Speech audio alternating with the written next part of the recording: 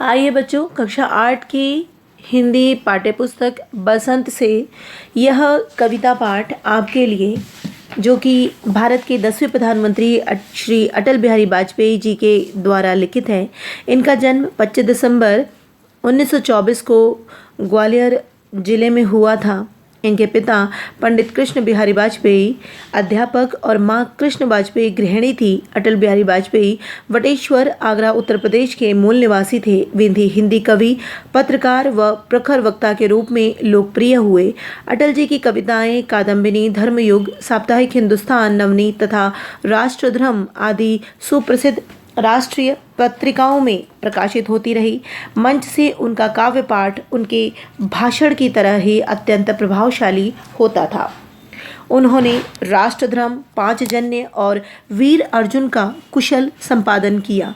अटल बिहारी वाजपेयी जी 3 बार भारत के प्रधानमंत्री रहे, 1 बार विदेश मंत्री और 12 बार सांसद रहे। राष्ट्र के प्रति उनकी सेवाओं के लिए उन्हें सर्वोच्च भारतीय नागरिक सम्मान भारत रत्न से भी विभूषित किया गया। 16 अगस्त 2018 को 93 वर्ष की आयु में उनका निधन हो गया। प्रस्तुत कविता कदम मिलाकर चलना होगा श्री अटल बिहारी वाजपेयी जी की एक ओजस्वी कविता है, जिसमें वीर रस के द्वारा जीवन के संवेगात्मक पहलू को भी दर्शाया गया है। आइए प्रस्तुत पाठ पढ़ते हैं। बाधाएं आती हैं आएं, घिरे प्रलय की घोर घटाएं, पाँव के नीचे अंगारे, सिर पर बरसे यदि ज्वालाएं, निज हाथों से हंसते हंसते आग लगाकर जलना होगा, कदम मिलाकर चलना होगा।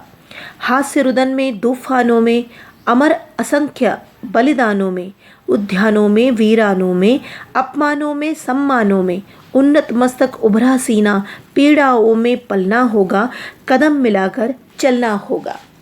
प्रस्तुत कविता में श्री अटल बिहारी वाजपेयी यानी कवि ने हम सबको प्रेरणा देते हुए कहा है कि जिस प्रकार की भी बाधाएं हमारे जीवन में आएं, हमें अपने कदम को कभी भी रोकना नहीं है, कभी भी ठहरना नहीं है, क्योंकि चलने पर ही रास्ता पूरा होता है और मंजिल आती है।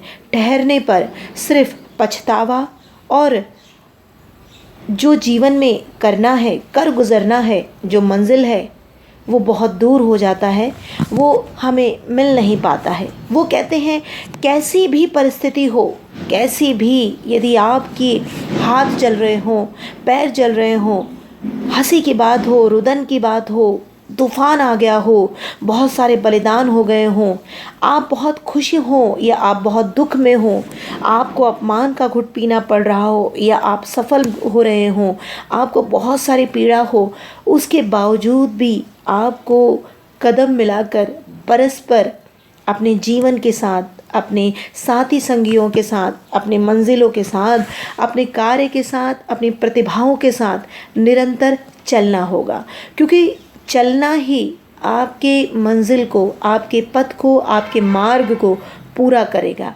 यदि आप उसे अधूरा छोड़ देते हैं तो केवल पछतावे के अलावा आपके हाथ कुछ भी नहीं लगता। दूसरों को कोसने, दूसरों की निंदा करने या दूसरों की बुराई करने के अलावा आपके पास कुछ भी नहीं शेष रहता है। हार के साथ जीत तभी सुनिश्चित हो पाती है जब आप कदम मिलाकर चलें और दुनिया में आगे बढ़ते हुए अपने मंजिल को पालें। उजियारे में, अंधकार में, कल कछार में, भीछदार में, घोर घृणा में, पूत प्यार में, अर्थात चाहे वो उजियारा हो, चाहे वो निशा घोरतम अंधियारा हो, किसी भी परिस्थिति में आप चाहे मझधार में फंसे हों, चाहे आप घृणाओं के बीच हों, चाहे आपको भरपूर प्यार मिल रहा हो, किंतु आपको अपने कदम नहीं रोकने हैं। आपको चलते ही जाना है, आपको जीवन की परिस्थितियों में बढ़ते ही जाना है।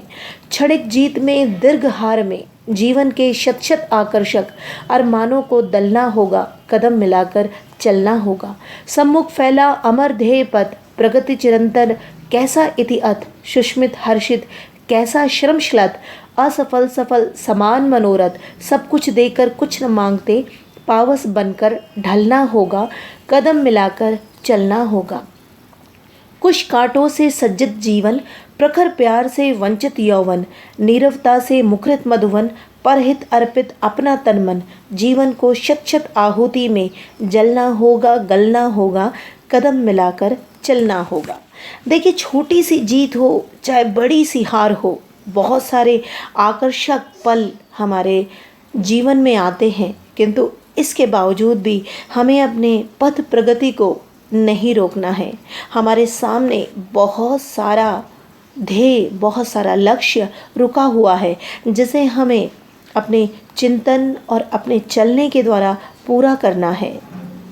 असफल या सफल होना सिर्फ हमारे मन के अंदर दौड़ने वाले रथ के समान है। हमें कभी सांझ संध्या बनकर ढलना भी होगा और कभी सूरज की तरह तमतमाकर उगना भी होगा। इस प्रकार जीवन में जो कुछ भी सामने आ रहा है उसको सहेज कर आगे बढ़ते ही जाना होगा। प्रस्तुत पाठ के इस कविता बच्चों, यह YouTube चैनल के माध्यम से आपको किस प्रकार की लग रही है यह कविता, कृपया ज़रूर बताएं और हमारे चैनल को सब्सक्राइब भी ज़रूर कर दें। धन्यवाद। Thank you.